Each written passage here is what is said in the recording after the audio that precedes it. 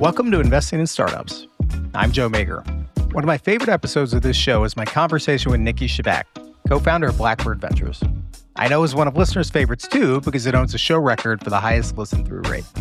The episode's from 2024 and centered on Niki's extremely thoughtful and turns out prescient views on the rapid rise of AI.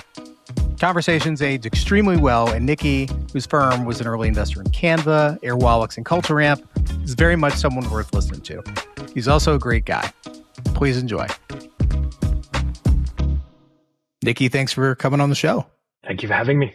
So Blackbird is massive in Australia and New Zealand. A lot of American listeners may not be as familiar despite that. So maybe just to get things rolling, would you please tell folks about Blackbird? Yeah, we founded Blackbird 12 years ago with the idea that generational companies could come from Australia. I think it's hard to imagine, but back then people thought that you could only build a company in Silicon Valley. Venture capitalists on Sand Hill Road had a rule that they had to be within a cycling distance of each company that they invested in. And the belief at Blackbird was that these world-beating champion companies could come from anywhere in the world, and in particular to come from Australia. Also back then in Australia, there were surprisingly a lot of successful startups. There was Atlassian, there was probably 24 more, WiseTech, Campaign Monitor, Redbubble, Aconex, Half-Brick Studios, so the list goes on of companies worth hundreds of millions, if not billions in the case of Atlassian. And so you had successful startups, but you had no investors focusing on them in the early stages. You had growth stage investors, and in particular, Accel did a wonderful job in sort of sweeping the market and skimming the cream of the crop, and was fortunate to invest in 5 Australian companies and headlined by Atlassian. But at the growth stage, at the sort of 8 or 10 years into a company's journey when they were profitable and growing and so on and so forth. So the situation back then was successful startups, but no real successful investors looking at them. And we thought if there was some capital at the beginning and if there was some community, the other strange thing was that the magic of Silicon Valley, which is founders helping founders, someone builds a company and invests and helps the next generation, that was largely absent in Australia at the time. And so with Blackbird and with our first fund, it was a collection of successful technology founders who were pulling their capital, but also dedicating their time to help the next generation. And so the first fund was 29 million Aussie, which is about $20 million USD, and was incredibly hard to raise. Took us 2 years, took us 500 meetings to get 96 people to say yes. So you can do the math and realize that it's sort of 100K, 200K at a time per yes. So hard to start. But of course, because it was so hard to raise our fund, it was the best time to have a fund in the market. And we were fortunate to invest in Canva and Safety Culture, CultureAmp, Zoox, which is a robotaxi company acquired by Amazon. Were those all in Fund 1? Yeah. And not only did we invest in the first rounds of those companies, we ended up investing in every round of each of them. And the second big sort of realization at Blackbird and came with our second fund was, why would we invest just before we knew a company was successful? And then as soon as we knew it was successful, we would stop investing. And so from our second fund onwards, we raised kind of 2 pools of capital. One is an early stage fund that invests in all the new companies we meet, and then a follow-on fund that is a pool of capital dedicated to the current portfolio and the best opportunities within that set of companies. And so, for instance, in Canva's case, we invested $250,000 in the seed round, but we invested $270 million over the company's life. And a similar story with CultureAmp and Zoox and Safety Culture and Eucalyptus and a number of other companies that we've been fortunate to invest in. The idea of starting a relationship right at the beginning, but investing all through its life, and particularly to focus again on those companies with the potential to be a generational company. And we've really oriented all that we do at Blackbird around that power law concept. And then another major moment came in 2019 when we set up our New Zealand office and formed a dedicated New Zealand fund. We saw all of the same attributes in New Zealand as we saw in Australia a few years beforehand. And you had great startups, you had amazing founders, you had sort of no one looking at the early stages. They were global people that would invest after a company was successful, but no real funds and community dedicated to helping a company before they were successful. Having multiple unicorns, or at least close enough acorns out of a first fund, I don't think most people listening would just realize how statistically extremely unlikely that is. Do you look back on that fund 1 and it's a mix of, we picked the right moment, picked very well. There's some luck and there's some great execution. Like, how do you think about that mix of ingredients? That's all very accurate. The other element I would overlay is back in 2012, venture capital outside of the US was very skewed to sort of take a good idea from the US and make it work in another part of the world. And, Rocket Internet being the prototypical example of that. And you can be very successful doing that. So it's not like it's a bad strategy, but a very different kind of company is one that is founded anywhere in the world, but is trying to be the best in the world. They're not trying to be the best they're not the best in Australia, they're the best in the world. And so at Blackbird, we had a particular passion, and the idea of Blackbird itself was formed around this particular kind of company that wanted to be the best in the world, that could be global from day one. And also, I think there's PLG and all of the playbooks and knowledge and so on. But back in 2012, Atlassian was really the pioneer of PLG. It wasn't called PLG at the time, and obviously Dropbox and Slack and a few others really took it to great heights. But Atlassian, which was founded in 2002, Jira, which is their flagship product, was founded in 2004. It was built with this product-led growth personality, and we were very much in love with that type of product, that type of company when we founded Blackbird. And I think the downside of Australia is that it's a horrible time zone for everywhere else in the world. The good thing about Australia is it's a horrible time zone everywhere in the world. And so you had to sell without a salesperson, and you had to then let the product be the salesperson. And I think that sort of strong personality within most software companies in Australia has contributed again to one of the best cohorts of software companies and the extreme successes of Atlassian and Canva in particular. Blackbird has 16 investors on the website, which seems pretty massive for the scope of Australia and New Zealand. And just for folks who aren't as in the weeds with this, A16Z's got 100 and based in a country that's 13x the population. So you cover all the beaches, it would seem like, around the country. How much of the strategy today is around wanting to see everything coming through Australia and New Zealand? We are obsessed with seeing every single company right at the beginning, before they have revenue, before they have a product. And there's a Slack channel in Blackbird Slack called See All the Seeds. And we obsess over whether we did get the opportunity to say yes or no to a company at their first round of capital, whether we didn't and why we didn't, and to correct that mistake very quickly. Again, it's the hardest form of investing. Like if you invest when there's nothing, when there's not even a product or revenue, that's by definition the hardest moment in time to make a correct decision about the startup's future. However, if you do take on that problem, and if you do a relatively good job investing right at the beginning, it's such a special place to begin building a relationship. And I always liken it to, you'll always remember, there's like, I'm sure, one high school teacher who had an outsized impact on your thinking in your life. There's probably someone early in your career that took a chance on you that you will never forget and will always hold that in a special place in your heart. And so investing right at the beginning occupies that same special place. And so if you start there, if you build a great relationship, then you can invest hundreds of millions of dollars into the generational companies, which is, ultimately the most financially lucrative thing you can ever do. So it's very difficult because you have to start at the beginning. But if you do it, you have that relationship is going to outcompete any global brand or global investor in those moments. And so if you can do it well, it's an incredibly powerful model. Obviously, it's very difficult. And in particular, I would say in Australia and New Zealand, from when we started out, we're helping to build the ecosystem. We're helping to tend to the garden to allow the flowers to bloom, versus I think in Silicon Valley, you have the luxury of like all of the salmon are swimming down the river and you're sort of trying to pick. It's all happening regardless of anything that you need to do. And so I think we've always been very almost like taking on that responsibility of hopefully helping to create the ecosystem that we would love to see. And if we do a great job, again, hopefully we'll get the chance to invest in the best companies that get started out of that activity.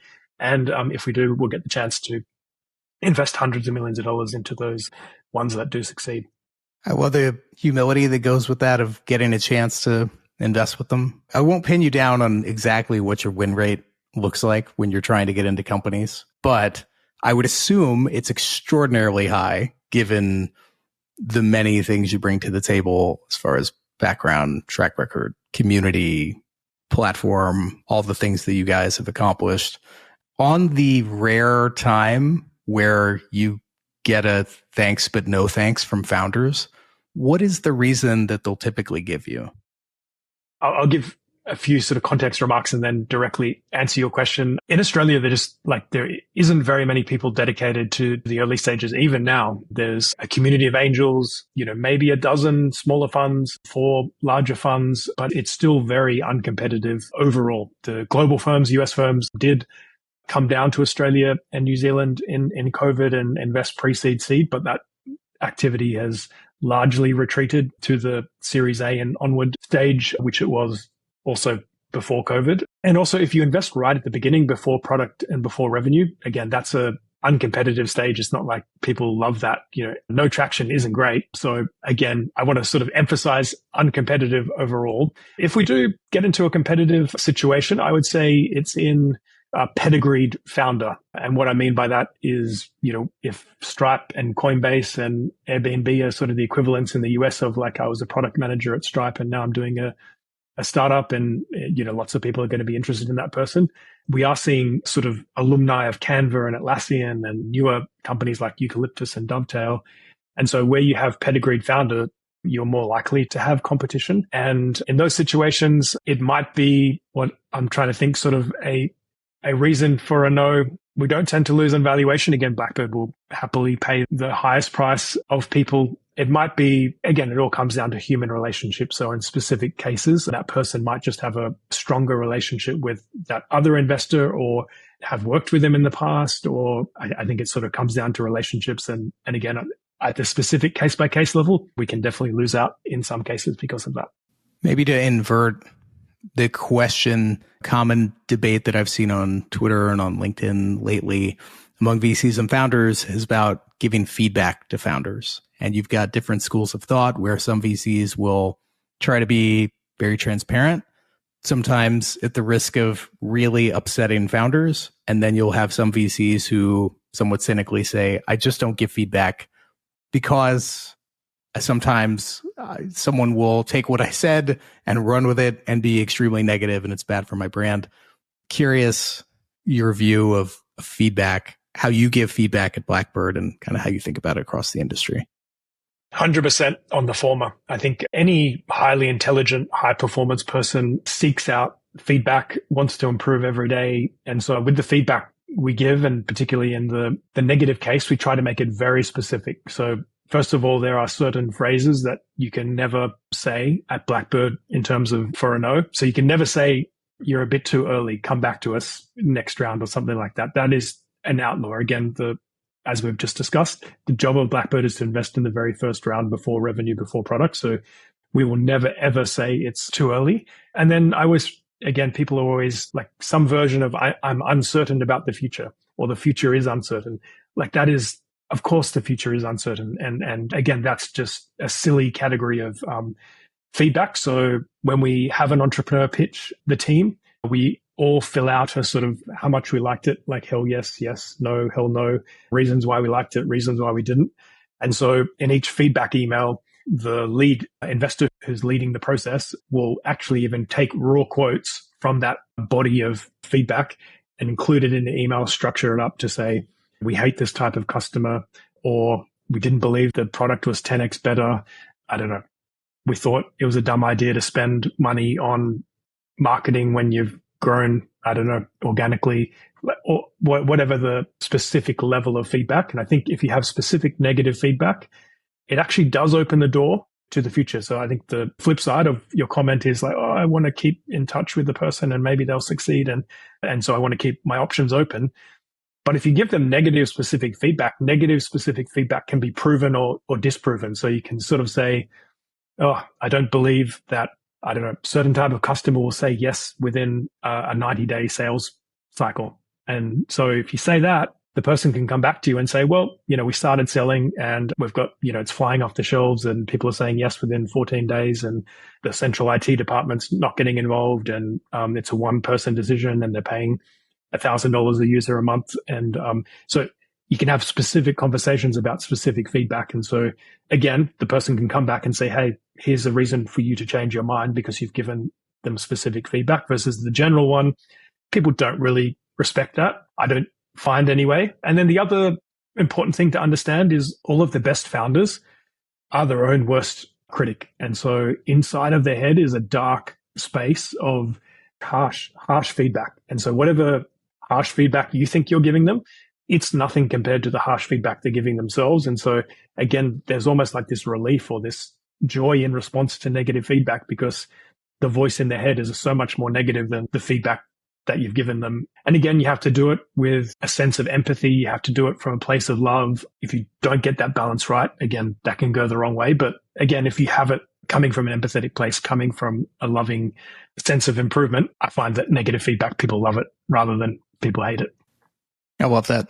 I think that's fantastic. What do you think is the biggest misconception about Australian startups? I think people think of it as like the minor leagues, or, oh, it's not a developed ecosystem, or people are going to struggle to raise capital, or I don't know. It's not. It's like, I think in an American sense, people have a hard time thinking about anything outside of America. But I think the game has changed from the point of view that it's the Olympics now. It's like every country competing for the gold medals in these different categories. And even though USA can come at the top of the medal table, like they don't win the majority of the medals, and they don't, have gold medals in every race. And so I think just like Australia did really well in the Paris Games and came fourth overall in the whole world, despite having 25 million people live here, I think sort of people underestimate that all of the best companies are coming from outside of Silicon Valley. And I think even unicorn is like this. You can be a unicorn if you raise $1 billion. But I think if you look at the output of success of what really matters and the $100 billion companies, and you have to say like it's like Shopify, it's Atlassian, it's Spotify, and those are not even from America, let alone from Silicon Valley, that have been the successful ones over the past decade. And so the less dollars and all the winners, like I think that's outside of America, not inside of America. Over the last 10 years, obviously the next 10 years can be different. Yeah.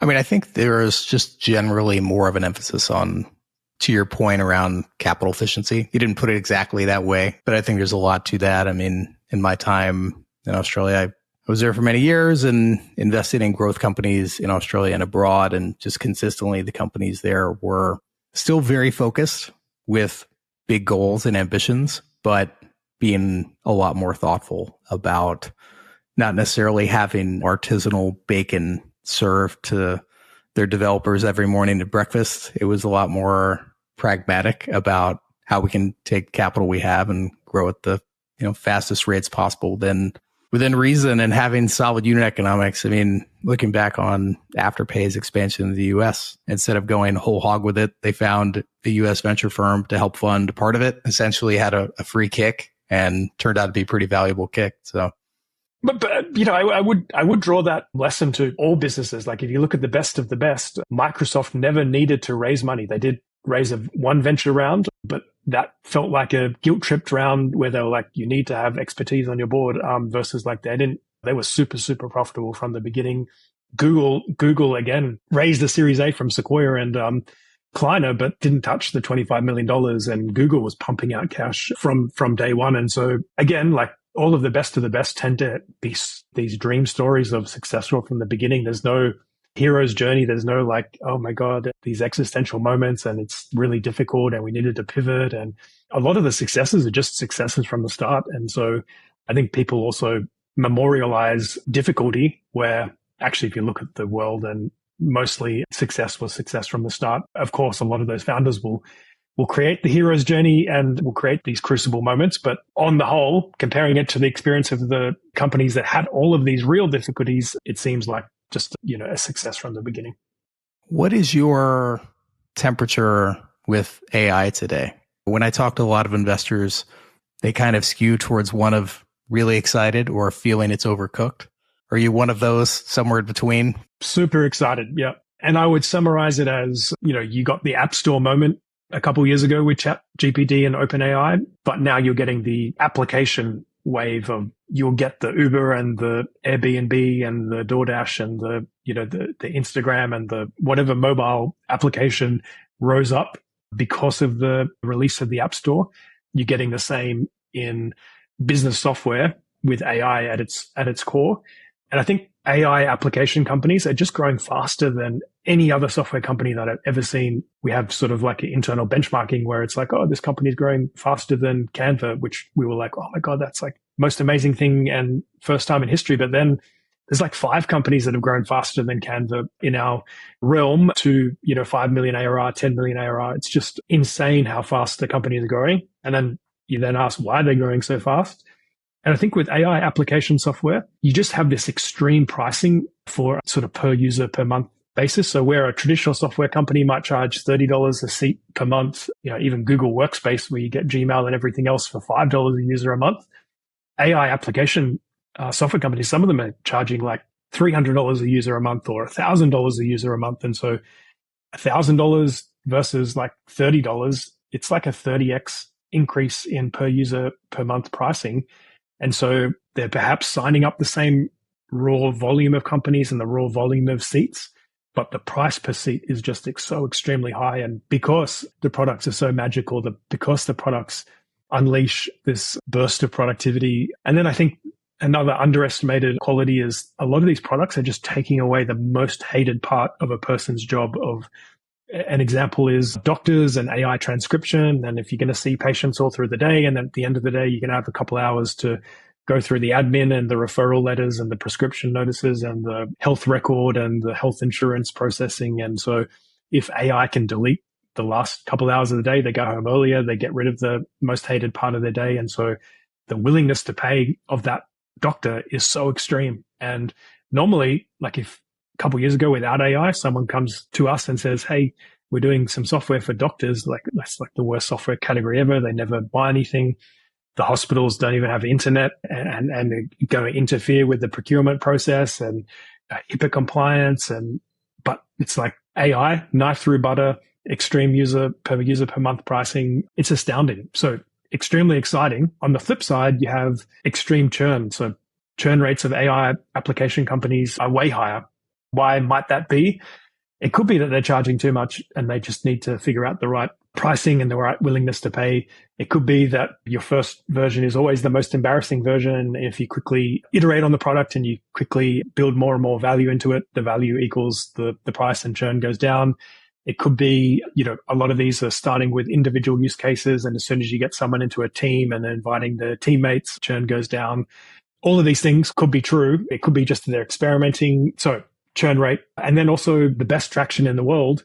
If you look at these categories, there's like, you're looking at this single company, but then you're looking at 5 other companies. They've all got exactly the same world's best traction curves. And so the level of extreme competition, which all markets, you let the 1,000 flowers bloom in the beginning, the race narrows, the big tech companies enter into the second phase, the race narrows again. That's a natural evolution of how every market gets built. But the weird thing, or the strange, unique thing, is every single company seems to have the world-beating traction. Usually that's like very clear who's winning, who's losing in other areas of software categories. But with AI, it's just like, wow, everyone grew from 0 to 10 million ARR in a couple of years, which again makes it so fascinating. I don't know how it will end up and I don't know how things resolve and so on, but it's such an exciting time to be investing, I think, in particular in AI application companies. And I think also if you're a venture capitalist, you're investing in products. And so you're in many ways a connoisseur of products and in particular, the magical nature of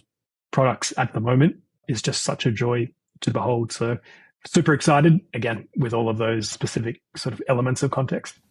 I've looked at a lot of startups recently where, and to get back to your point on churn and, the first version of the product is the worst.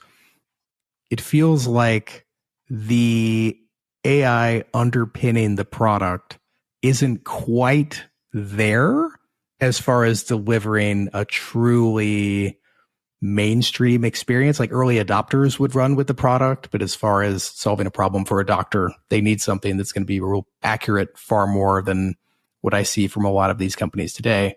And I try and balance, and I'd love to hear your perspective on this, knowing that the capability behind that is not far away because of the pace that AI models and LLMs are progressing. It's such a steep rate of change, but with the product not probably quite being there today. Like if the product just stopped cold with where it is, it's not going to be able to fill what the market needs. I'm curious, when you see that kind of push and pull, how do you think about something like that? I think especially early on, you can't take a point in time. You have to sort of look at the velocity of progress. You have to look at the acceleration of progress, and you have to graph everything on a time axis. And so I think the specific judgment is like, is it imminent? Like, is it a pretty good product or is it a magical product, but there's just a bit too much sort of Wizard of Oz in the background and no gross margin because of the Wizard of Oz human element in the background. And then you sort of believing, can it change? And obviously in venture capital, there's a very specific framework and structure of timing. You get 18 to 24 months to make a unit of progress. So I think, again, in that sort of timing or judging of inflection points, you're sort of putting it on that timeline. And so the other difficult thing is it's so hard to think exponentially that it's not like, again, like your imagination, my imagination of GPT-5 is so likely to be underestimating the reality of GPT-5 because you're thinking, oh yeah, like it will get better, but like it could get 100x better, or it could get 10x better, or it could get 2x better. It's almost like the mistakes have been not positive enough on that achievement curve and that progress curve of some of the LLMs. And then just the cost as well. Like oftentimes, if you can do so much more in terms of personalization and tuning and not building your own models, but there's levels of like tuning, there's levels of reweighting, there's different levels of model development to your own specific use case that I think people are still trapped in this. Oh, it costs $5 billion to build a model. When if you look at the last couple of months, like I think Anthropic lowered their prices by 50x in the last couple of months. And so again, you have to sort of build in that curve of it's just getting so much cheaper and so much better. That's, again, part of the excitement of the industry. So typically getting the wrong timing is the same as being wrong in the venture capital sort of saying. And so I think you're specifically judging it. Will it be game changing within, 18 to 24 months? How are you thinking about seed valuations overall today? It feels like it's returned to pre-COVID levels. People, I think, don't appreciate that valuation is a journey of education that I think the whole industry has been on for 50 years. And even there's always like this bias to think that the valuation at some point in the past was the right valuation. And so when people say, oh, Dropbox raised it at 2 million pre, or Instagram raised it at 2 million pre, Airbnb raised it at 3 million pre, I think we can categorically say that they were the wrong seed round valuations. They should have been much higher, knowing that what was possible in terms of the successful version of a startup 10 or 15 years later and what valuation it would achieve. And then also back then, companies like Google and Microsoft and Apple were 100 or 200 billion, not 3 trillion. And so again, people have really underestimated how big the successful companies can get at the end of the rainbow. Again, startups, you have 5,000 start whatever every year, and then the most valuable one and what it's worth in 10 or 15 years time, that's essentially what determines the correct valuation of a startup. You've got a 1 in 5,000 chance of it being worth $100 billion, and then therefore whatever the math works out at. So I think in COVID, on the other side, 100 million pre for an idea stage white paper crypto company, dumb idea. All of the rounds that got funded, the most valuable one didn't justify paying 100 million pre for the idea stage round of a white paper crypto company. And so somewhere in the middle, it shouldn't be 2 or 3 pre, it shouldn't be 100 pre, it should be somewhere in between those goalposts. I think in Australia, so from our 18 fund to our 2020 fund, valuations tripled. However, valuations have gone down by half in our 2022 fund. So it's still more than 2018, but it's way less than the 2020 fund, all things being equal. But all things aren't equal. You have AI application companies that are growing faster than any other company that was seen so far in our 12 years of Blackbird. So that's probably too cheap, not too expensive. And then valuations are also the byproduct of competition on the supply side of capital, and a lot less people are raising money. A lot more people are raising half as much money for their fund as they thought they might do. In Australia and New Zealand specifically, you can have local investors and you can have US global investors. Now you really only have Australian and New Zealand investors at the really early stages. So there's a supply and demand of capital. There's just how much money people have. And overall, I think venture capital, or the fixed variable, tends to be the percentage of ownership. So if you have $2 to spend, you're going to get, call it 20% for that $2, which means it's a $10 million valuation. If you have $1 to spend, you'll get 20%, which means it's $5 million valuation. So whatever you have tends to get 20% on another way to think about valuations, which again, doesn't reflect the ultimate outcome, but the ultimate outcome is so uncertain. And if you look back at the last 20 years, people have been way, way underestimating the outcome of the $3 trillion Magnificent Seven companies or the $100 billion plus rapidly growing startups that get spat out 10 years later. Yeah. On underestimating outcomes, something you've mentioned publicly in the past is you have super funds as clients, and correct me if I somehow got that incorrect, but it's interesting. Australian venture, obviously, in the grand scheme of things, is pretty young. I mean, venture at large is a young asset class, but particularly in Australia, where you guys essentially pioneered the fund model there. How early is it with institutional capital going into venture in Australia today? I think that's been another huge part of Blackbird's story, and we would not have been possible without the superannuation industry overall, and then also the choices of, say, about half a dozen of them to support Blackbird at a very early stage and throughout every stage thereafter. And for the listeners, the Australian superannuation industry is our version of the pension fund industry, but where in the US, your 401k is a voluntary contribution that people make. In Australia, it's a mandatory contribution, and every person in Australia contributes 10%. Actually, I think it's more, maybe 11 or 12% of their salary into their superannuation fund. So you have this huge influx of capital every single month as 11 or 12% of everyone's salary goes into the fund. The funds themselves too tend to grow as the investment performance grows. And so you have a sort of rich, diversified industry of about 12 to 20 funds that are all getting to sovereign wealth fund sized funds. And I think it's only continuing to compound. For instance, one, which is Host Plus, first invested in Blackbird in 2015. I think they were about $15 billion Aussie dollar size in 2015. 9 years later, they're more than 100 billion. You can go fund by fund through our LP base, and they've all grown like startups at hundreds of billions of dollars of funds under management scale. And so I would say that's been a competitive advantage of Blackbird, is the superannuation system in Australia. You compare that to the traditional funders of American venture capital, which are endowments and foundations. They're not growing, and they have to give away 5% of their total fund to fund the operations of the charity or the university. And in the case of universities, they've had a really tough time through COVID and international students and so on and so forth. So you have a pool of capital that is either flat or down, and then you have a pool of capital that is large and growing like a startup. It's such a stark contrast to the mood of those LPs. And so I think Blackbird wouldn't be possible without those superannuation funds, and the superannuation funds wouldn't be possible without this Australian government vision and foresight in the 80s that's now created, I think every other country around the world is thinking, wow, that's amazing. So I think Australia is in a very good position overall because of the superannuation system and the venture capital industry, and Blackbird in particular. Again, it's been an essential part of our story. You mentioned earlier people who might be inspired by a teacher they had or an early mentor in their career who really helped lift them forward. Maybe just to wrap things up, is there anyone that you could think of from your own personal experience who's just played a big role earlier in your life career that helped bring you to where you are today?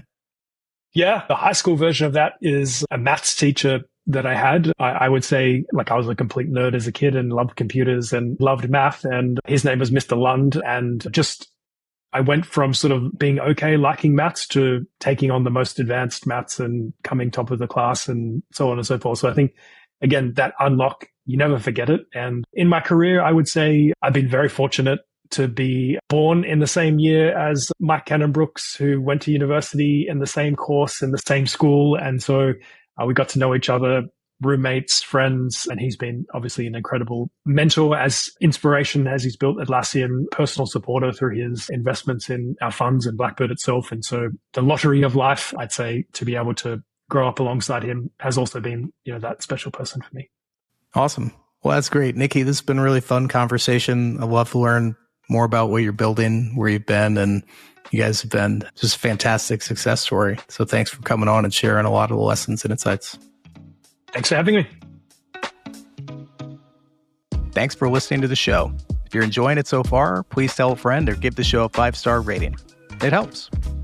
One more thing. Investing in startups does not have sponsors, but I want to give a shout out to one of our portfolio companies, Packsmith. Packsmith is the all-in-one e-commerce platform built for brands. With unparalleled transparency into your fulfillment operations, unique packaging customization options, and up to 80% faster delivery at rates your 3PL could never match, Packsmith is a logistics solution built for the future of e-commerce. If you're a growing e-commerce brand on Shopify looking to optimize your brand's distribution and sales for scale, head to packsmith.io to learn more. Thanks again for listening. Joe Mager is the founder and managing partner of Seaplane Ventures. The content here is for informational purposes only and should not be construed as investment, legal, or tax advice. The opinions expressed by guests are their own and do not reflect the views of Seaplane Ventures. Our host, guests, and clients may hold investments discussed in this podcast. Please invest responsibly.